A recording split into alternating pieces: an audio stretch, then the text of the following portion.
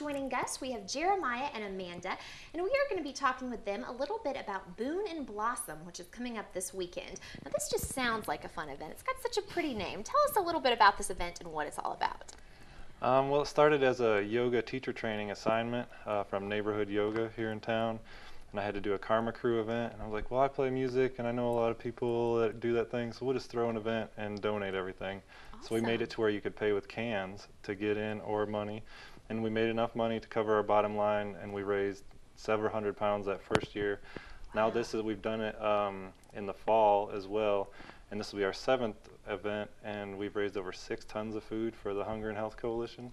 Wow, and so many local bands and local performance artists and poets and workshop leaders and yoga teachers and acupuncturists and massage therapists. It's just a forum for everyone to kind of offer their stuff. So there's a lot of variety of all kinds of different things. Yeah, it's kind of a testament to what it's like in Boone here, I feel. Awesome. That's great. Now talk to us a little bit about the name, Boone and Blossom. Where does that come from? Want to talk about that? Yeah, well, it's just the springtime, you know, the spring. Yeah. So we do a spring and fall version. Spring is called Boone and Blossom. The fall is Harvest Boone, and so we kind of a little play on the Harvest Moon feel there. And it was actually a friend of mine, Liz McCachran, fellow yogi. She coined it, so I have to give her all the credit for the for the name. I was like, that's good. Yeah, very, very clever. Now, how are you both involved in Boone and Blossom? I recently recruited Amanda. Basically, I've just been helping Jeremiah kind of get together the bands and kind of make everything as organized as possible.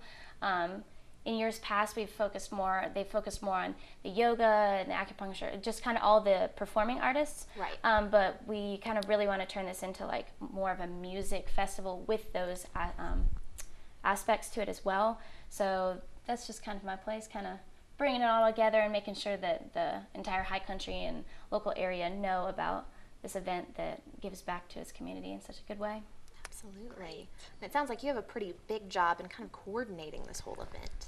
It kind of just came to me, yeah. It's like it combines all the things that I love. So I play piano and teach yoga, and I do crystal singing bowl meditations, and apparently I've just been getting good at holding space.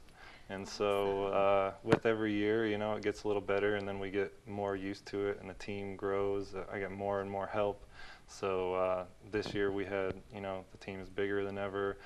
Amanda's in the music industry department of the college. So I'm just getting people that are professional in what they're doing, and it's really taking off. So. Definitely. So now this seems to be that it would take a lot of planning, though. So how long have you been planning for this one event? Yeah, you basically start planning for the next event as soon as you're done with the one with us doing the spring and fall. Right. You know, so we have the date set for Harvest Boone, September 26th to 28th, and so we start to like line that up. But it does get easier the more we do it, because the vendors, you know, come out, they know about us. This year it was so known that we had booking agents contacting us, and we were like, from trying to get their bands, and we're like, well, we're just a local thing. This just features the Boone talent and maybe a couple regional acts that are friends, you know, that we split gigs with. But it's just really kind of getting on the map, and I'd love to see it be something that gives people a reason to come to Boone. Definitely. And yoga is a great exercise. I actually took a class in college for yoga. So, and you don't realize what it is until you're actually in it. And that's so many people are taking the teacher trainings these days, and I don't think it's that they really intend to be teachers when they come out. It's just that they realize it's valuable knowledge that we all should probably know about how to breathe and move, you know. Not that you don't have to get that deep into the Sanskrit and all that stuff to just recognize the benefits. So yeah, that's two important things right there. Yeah, check. Now this is a 3-day event, correct?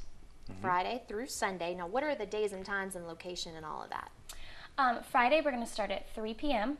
That's kind of when the fairgrounds open up and people can start setting up their tents and whatnot for those that want to stay for the entire weekend.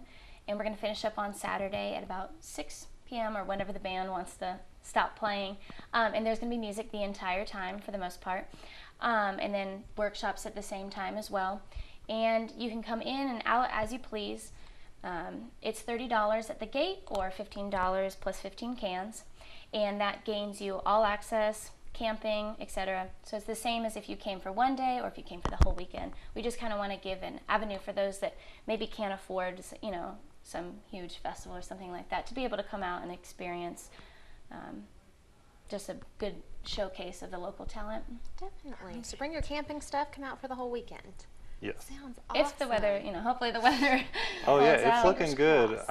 I believe in Ray, and so he says that it's going to be mild and not as hot as this last weekend, but no chance of rain until maybe Sunday evening. So. Well, that's what we're hoping for. Yes. Yeah. We'll see. We'll see. But Yeah. definitely sounds like a fantastic event. Thank you guys so much for coming in to share with us about this. Thank you. Thank you for having us. Absolutely. And we will be back right after these messages with more of the Mountain Television Network.